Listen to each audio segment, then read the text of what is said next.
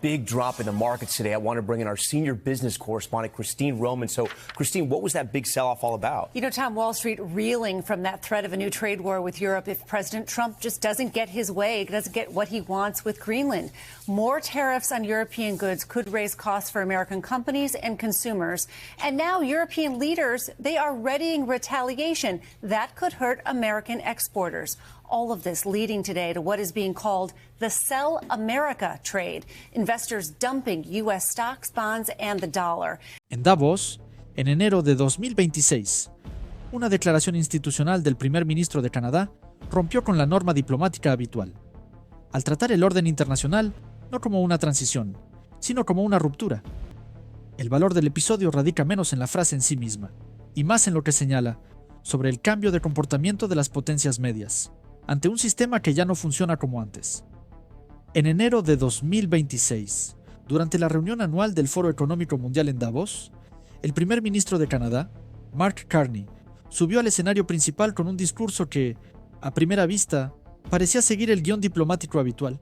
Sin embargo, en poco más de 20 minutos, reconfiguró las expectativas, al tratar el orden internacional no como un sistema en transición, sino como una estructura ya rota.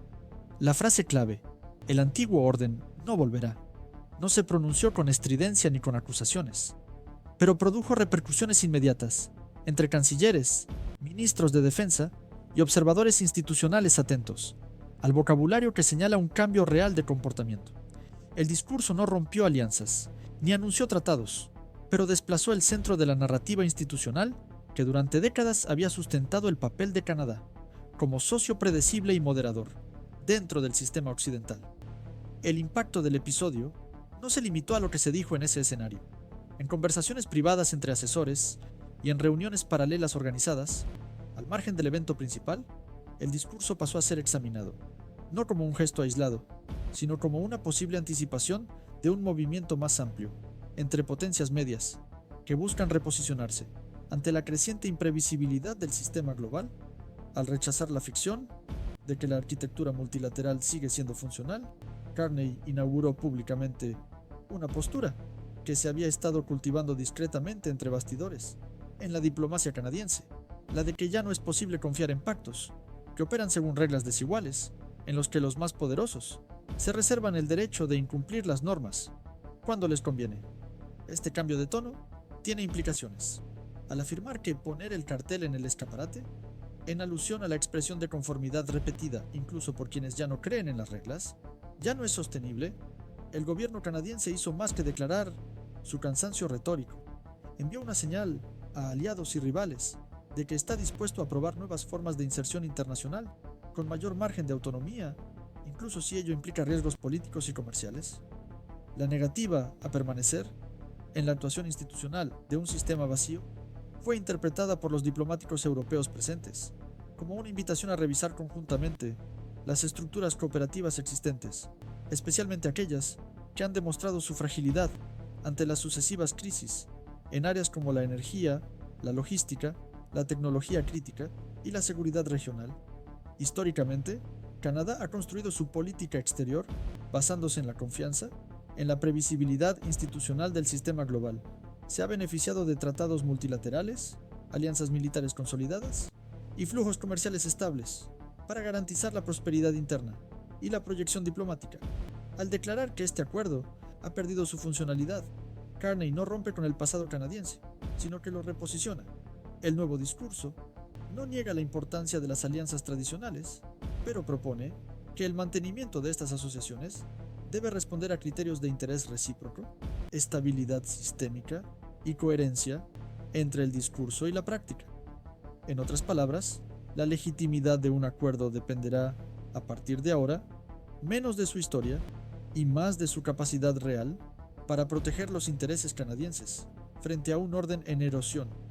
El fragmento más analizado del pronunciamiento, la soberanía hoy es la capacidad de soportar la presión, sintetiza esta nueva orientación.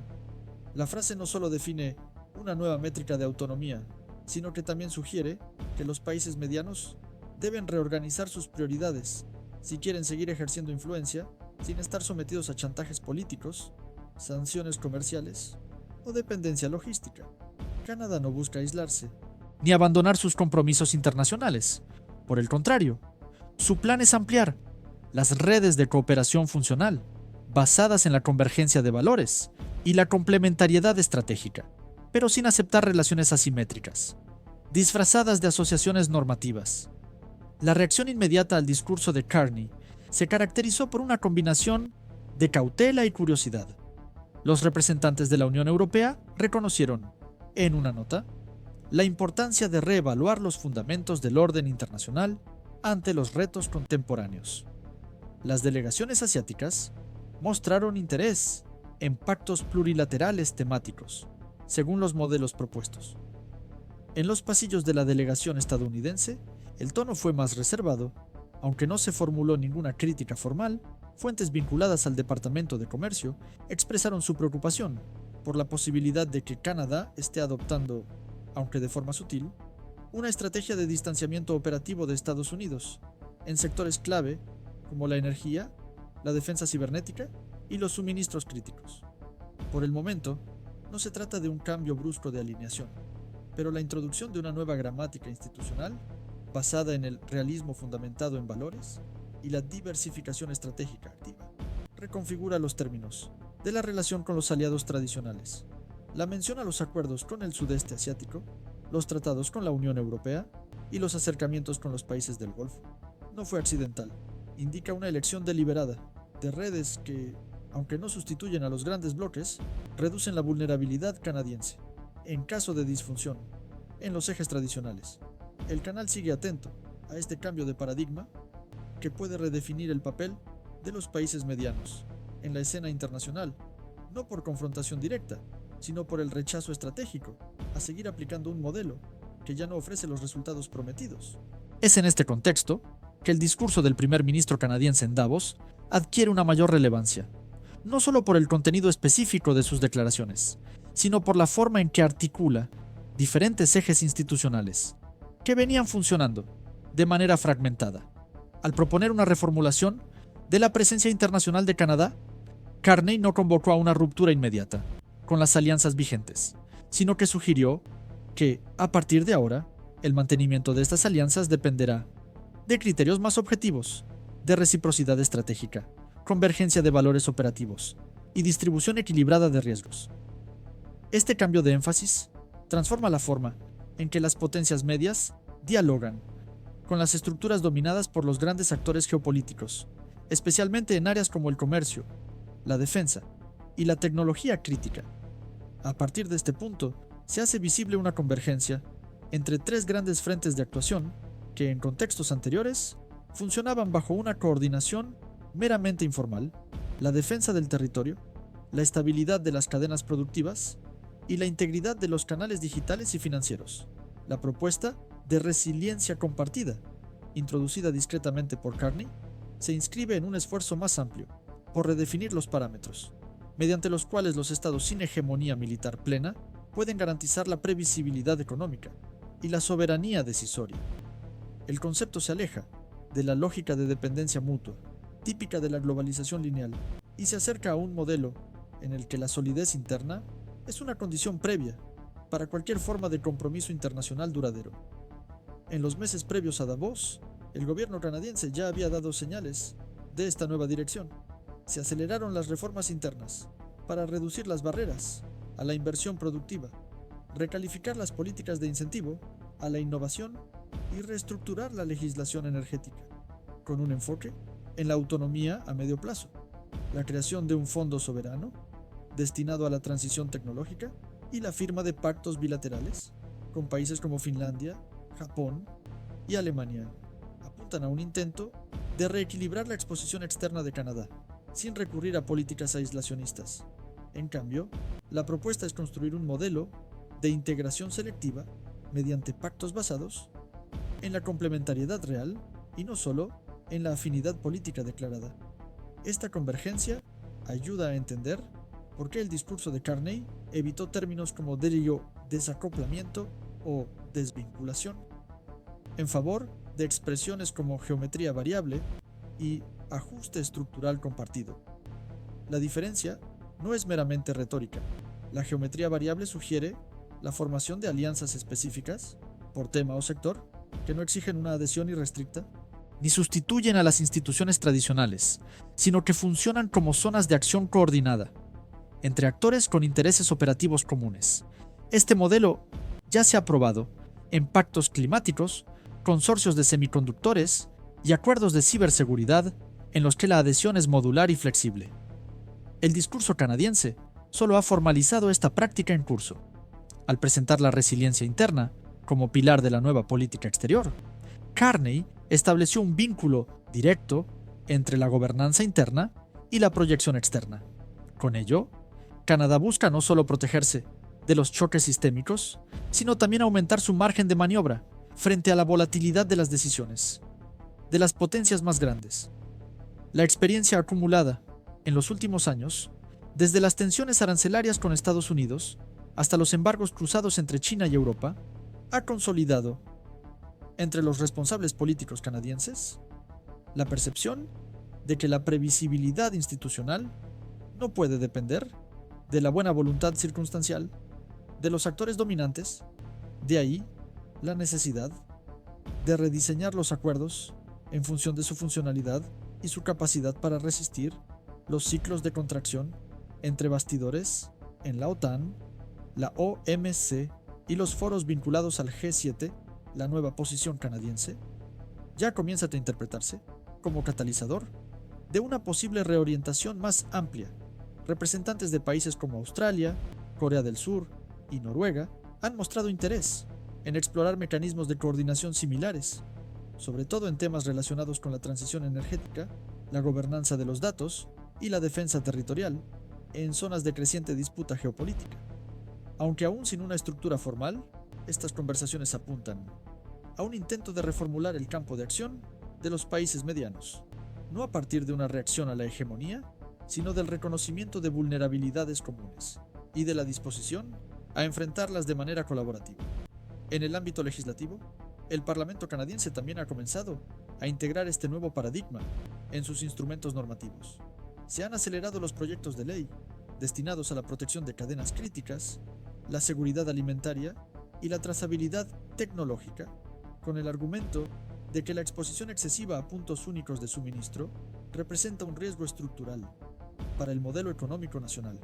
Estas medidas, aunque técnicas, refuerzan el argumento político de que la soberanía depende hoy en día de la capacidad de mitigar las presiones externas, antes de que se conviertan en crisis institucionales. Al elegir presentar este reposicionamiento en Davos, un entorno marcado por discursos cuidadosamente coreografiados y mediaciones diplomáticas calculadas, Carney no solo expuso un diagnóstico, indicó que Canadá pretende influir desde ya en los términos en los que se desarrollará la próxima ronda de debates sobre gobernanza internacional, al preferir el lenguaje de la reconfiguración a cualquier retórica de ruptura. El país señala que desea participar activamente en la construcción de un nuevo equilibrio institucional, pero con criterios reformulados. La participación en acuerdos con países de la ASEAN, el avance en las negociaciones con el Mercosur y el acercamiento estratégico con la Unión Europea funcionan como vectores de esta nueva orientación. El tono adoptado hasta ahora sugiere un cambio por reequilibrio y no por confrontación, y es precisamente en este tipo de giro donde se configuran los movimientos institucionales de mayor alcance. El canal sigue atento a la evolución de estos pactos y a la forma en que potencias medias como Canadá buscan reorganizar su actuación en un sistema que ya no ofrece garantías automáticas de estabilidad. En este momento, existen opiniones contradictorias sobre el verdadero peso del pronunciamiento de Mark Carney en Davos y sobre el lugar que ocupa dentro de la reconfiguración institucional que se está gestando. Para una parte de los analistas de política exterior, el discurso debe entenderse como un ajuste calculado, un movimiento moderado, redactado con disciplina diplomática, para evitar cualquier escalada de fricción con Estados Unidos, pero aún así lo suficientemente explícito, como para señalar el inicio de una transición canadiense en relación con la dependencia automática de las alianzas tradicionales. Para otros observadores, sin embargo, el discurso va más allá de la categoría de inflexión cautelosa y funciona como un esbozo estratégico de un nuevo patrón de inserción internacional, menos basado en bloques rígidos y más guiado por coaliciones temáticas flexibles, formadas para hacer frente a fragilidades específicas, sin la exigencia de una convergencia ideológica plena entre los socios. Los informes atribuidos a reuniones paralelas celebradas durante el foro indican que delegaciones de países como Dinamarca, Japón y Nueva Zelanda habrían iniciado consultas directas con representantes de Canadá para discutir la viabilidad de profundizar la cooperación sectorial. En estas conversaciones destacan áreas como la soberanía digital, la vigilancia y la presencia institucional en el Ártico, la seguridad alimentaria y la gobernanza energética. La hipótesis de que este modelo de articulación temática pueda madurar como alternativa funcional al multilateralismo tradicional se ha debatido en círculos estratégicos y think tanks, en los que se refuerza la idea de que, en los próximos años, la eficacia diplomática no dependerá tanto de la solidez formal de las instituciones universales, sino de la densidad operativa y la coherencia práctica de acuerdos específicos. En esta etapa, el debate suele organizarse en torno a dos dimensiones centrales. La primera tiene que ver con la tensión entre flexibilidad y previsibilidad. Los acuerdos con adhesión variable pueden acelerar las respuestas en crisis inmediatas y reducir los bloqueos políticos, pero a menudo carecen de mecanismos claros, de mediación de conflictos y de garantías normativas que sustenten su continuidad. Los juristas especializados en diseño institucional observan que, sin cláusulas mínimas de responsabilidad mutua e instrumentos consistentes de arbitraje, estos pactos tienden a perder estabilidad cuando se enfrentan a divergencias estructurales. La segunda dimensión se refiere al riesgo de superposición institucional. La proliferación de estructuras paralelas puede crear zonas de ambigüedad normativa, debilitar la claridad de los compromisos y generar fricciones regulatorias entre las redes emergentes y los organismos multilaterales ya establecidos. Investigadores vinculados a centros europeos señalan, en este contexto, que el principal desafío de esta nueva arquitectura es evitar la fragmentación excesiva de la gobernanza global, aún admitiendo que el sistema actual presenta límites y signos de desgaste. Advierten que la sustitución desordenada de instituciones amplias por redes selectivas puede ampliar las asimetrías y comprometer la coordinación en áreas de alto impacto colectivo, como la respuesta al cambio climático y la construcción de parámetros internacionales para la inteligencia artificial. Para este grupo, el discurso de Carney señala un cambio de rumbo que puede considerarse legítimo, pero que tendría que ir acompañado de esfuerzos para reformar el multilateralismo tradicional. De lo contrario, se correría el riesgo de que surgieran vacíos normativos que podrían ser ocupados rápidamente por actores cuyas prioridades no convergen necesariamente con los principios democráticos. Por el contrario, hay interpretaciones que defienden que la coyuntura actual exige precisamente una descentralización de este tipo, aunque conlleve imperfecciones. La noción de que la fuerza de una política exterior está vinculada a la capacidad de resistir presiones ha sido bien recibida por los analistas vinculados a la seguridad institucional, que ven la autonomía estructural como un requisito mínimo ante prácticas coercitivas cada vez más sofisticadas. Instrumentos como aranceles, bloqueos logísticos y presiones financieras se han utilizado en diversas direcciones como herramientas estratégicas, sin limitarse a un solo bloque. Según esta interpretación, la declaración del primer ministro canadiense habría buscado reposicionar el debate.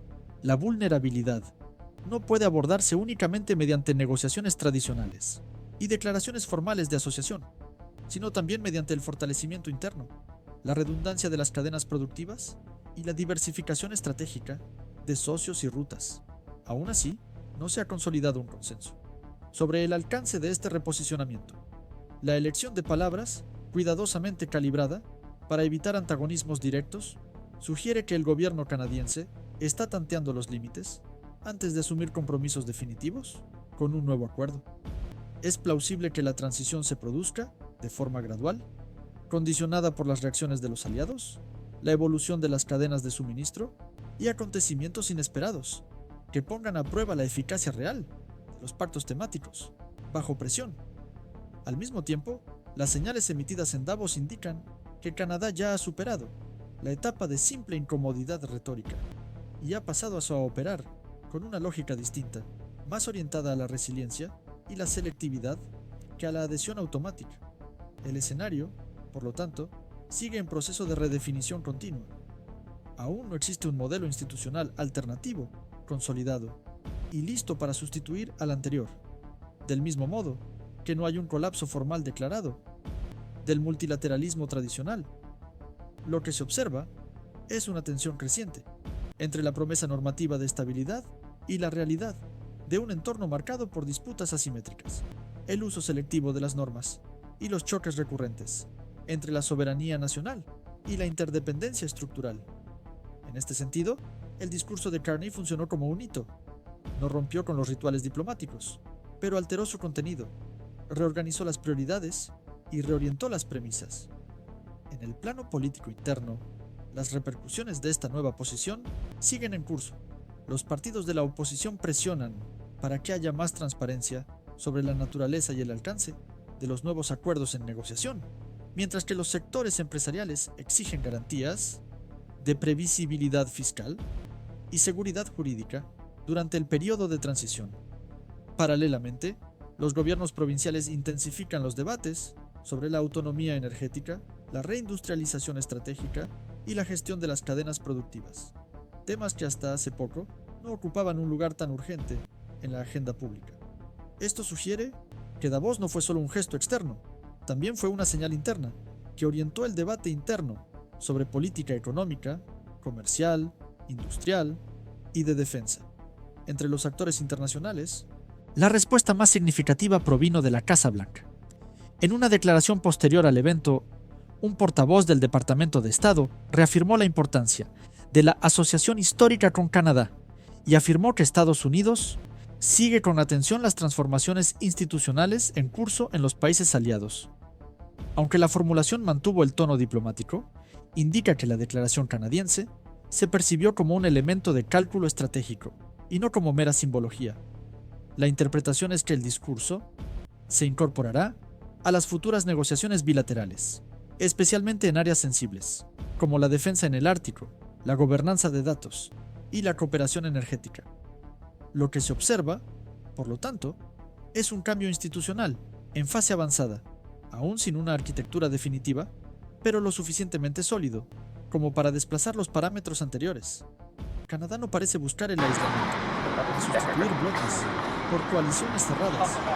La apuesta parece ser otra: consolidar un patrón de actuación basado en la resiliencia interna, la articulación selectiva y la coherencia operativa, un conjunto que puede ofrecer más previsibilidad práctica que la adhesión automática a pactos que ya no reflejan plenamente las condiciones del sistema internacional. Queda por ver si este camino será validado por otros países y si encontrará apoyo en las pruebas concretas que inevitablemente vendrán.